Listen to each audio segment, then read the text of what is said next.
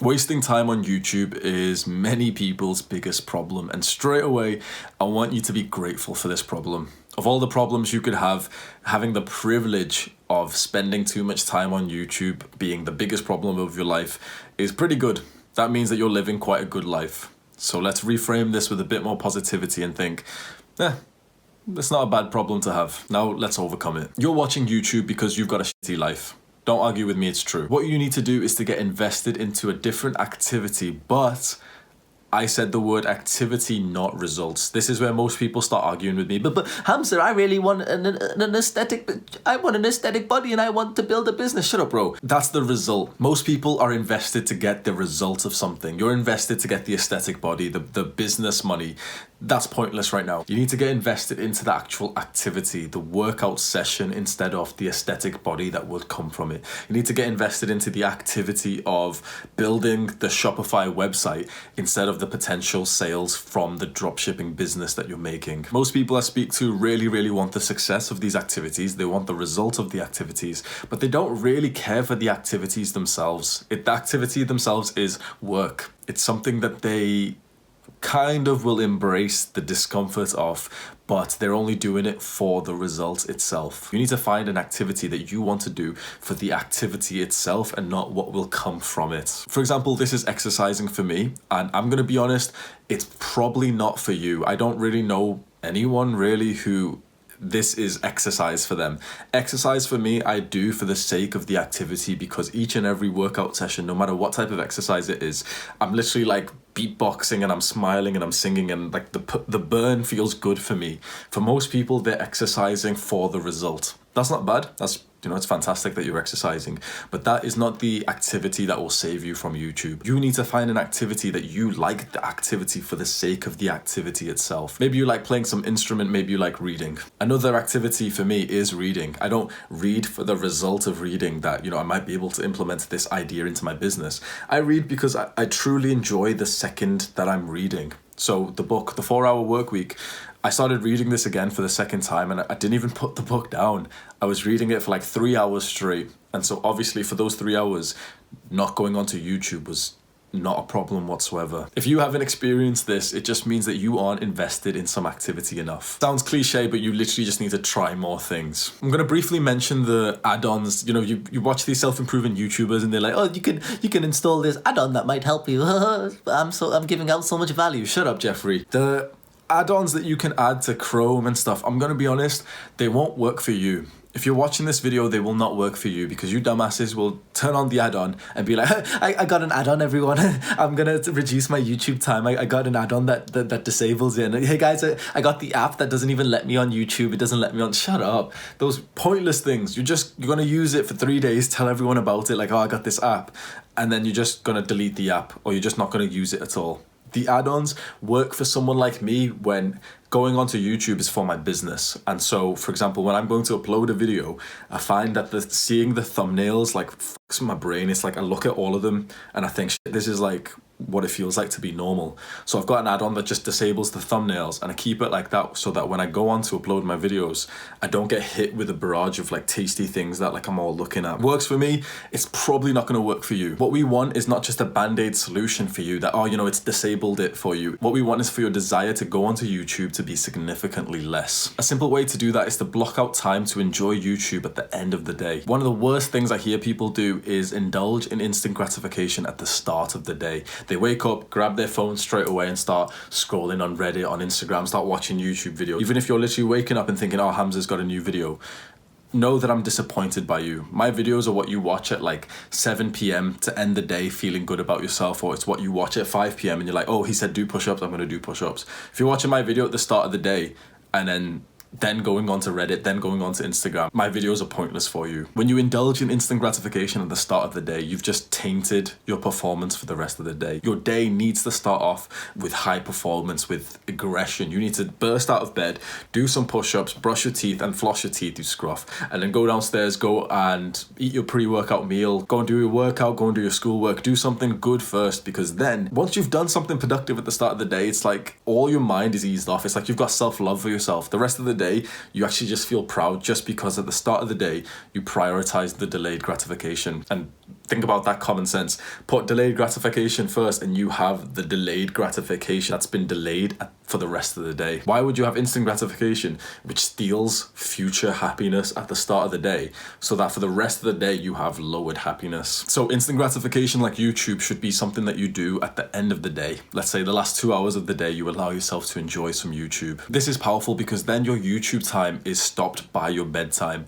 This really only works if you're not a crackhead and you don't extend your bedtime to watch more YouTube. A lot of people do this. Your bedtime ritual needs to be set in stone. You need to sleep like it's your job. You can't be late for work. You can't be late for your job. Daddy's going to be annoyed at you. Your owner, I was going to say your owner, your boss is going to be annoyed at you. You can't be late for work. You can't be late for bed. So imagine your bedtime routine is half an hour long and it starts at 10 p.m. So 10:30 is going to be when you sleep. Well, 8 p.m. to 10 p.m. can be your YouTube instant gratification unwind time. As soon as it goes to 10 p.m., you need an activity that you're so invested in for your bedtime routine that you do not miss for the sake of YouTube. For me, it's brushing and flossing my teeth and then reading a fantasy book for about 10 minutes, 15 minutes, because that's like sleeping pills, and then meditating for about 15, 20 minutes, and then falling asleep. That nighttime routine means more to me than any instant gratification. So it is never delayed, or very, very rarely it's delayed by instant gratification. That's what you need. In short, the simple cure that is most effective for me was to just have something that you prefer over YouTube. You need to lose motivation for YouTube, because let's be honest, you're not even getting that much fun out of it. Hopefully you're getting some valuable education, especially from my video, and you're learning some mindset changes that may help you in the future. Fantastic. But you're not getting much entertainment from it, which means that you need something which is more entertaining, just more better for you than YouTube. And for me, that was reading. I fell in love with reading last year in June, something like that.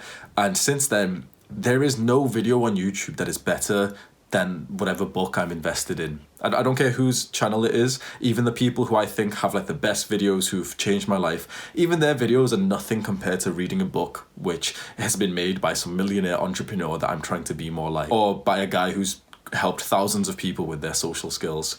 That means more to me than any little YouTuber who's going to make the video. And the majority of videos that you're watching on YouTube are such low value, such low entertainment, that it's literally just a time kill. You're not laughing through them, so the entertainment's minimal. And the education that I've seen that you can get from YouTube videos, especially like the self-improvement YouTubers, just telling you the most basic advice. Reset your mind in 24 hours. Shut up, bro. You're watching it for education? Well, you get better education from reading a book. You're watching it for entertainment, well, then you're watching the wrong videos. You shouldn't be watching self-improvement videos if you want entertainment. My quick little advice, YouTube sometimes can be really good for entertainment, but most of the time if you find yourself bored on it, you need to watch a completely different set of videos. And what I found is watching stand-up comedy is like my instant gratification unwind time. I find that if you don't laugh through your entertaining unwind time, it's pointless. Laughing is like the ultimate instant gratification, and it's not something that even has negative side effects. If anything, it's like instant gratification, obviously, but also delayed gratification in that it makes you a happier person, probably relieves depressive symptoms. Something like watching stand-up comedy, I found, has made me a little bit funnier, so it's been beneficial to my business, but it's also purely fun. I'm not watching some boring ass video which has got fancy B-roll and I'm just sat there just like hoping to learn something, but I'm not really learning something, but it's not really entertaining, but it's like entertaining enough that you can just watch it, mouth breathing, just hoping to get any kind of snippet of value. Because the guy said, oh, here's the steps to financial freedom, and here's what you can do to save money. And it's just why self-improvement is ruining your life. You're just watching those videos like hoping to learn something, hoping for it to be funny, and you get nothing from those videos. YouTube can be an incredible time waste, or it can be something that you watch for half an hour and it makes you laugh. It can be something that you watch, hopefully my videos, that changes your mindset about things, and it gets you like into drive, it gets you working out, it gets you meditating, it gets you being more disciplined. That's some benefit. Mostly you're not getting that from normal YouTube channels, which means that you've just got to replace YouTube with something that you do get it from. And my advice is to read more. Now, obviously, I've got to mention the dopamine detox here. When you go onto a real dopamine detox, not a 24-hour challenge, when you go onto like the lifestyle change and you severely reduce your instant gratification to maybe an hour a day, maybe about 45 minutes a day. YouTube's not a problem. It's like I'll go onto it and maybe I'll watch like one comedy video and then one video by one of my favorite YouTubers. And even that, I feel like I've wasted some time and it's been 36 minutes that I've been watching it for. When you're on a dopamine detox, you just don't really have time for YouTube and you don't have a desire for YouTube because all of your desire is on delayed gratification activities that you've replaced instead. So my day, here's my timetable. My day is just full of stuff that I'm passionate about, I'm fulfilled about. It's technically work. It's technically productive, but all of this stuff is like entertaining to me because obviously this isn't science. Some guys on Reddit are like, oh my god, didn't you know like this isn't actually scientific? Like, oh no shit, do I look like a scientist to you? Like, dumbass. We're not talking about the science here, but like it does feel like my dopamine receptors, my receptors to instant gratification aren't as fried. So it's like I only need a little bit of a laugh each day to feel like I had a fun day. And to be honest, I don't even need that. Like, I'm having fun right now. There's zero thoughts in my head. How cool is that? There's literally zero thoughts in my head right now. That's a flow state for you, boys. You want to get to this point, then let me coach you on a one-to-one basis. Self-improvement coaching link is in the description.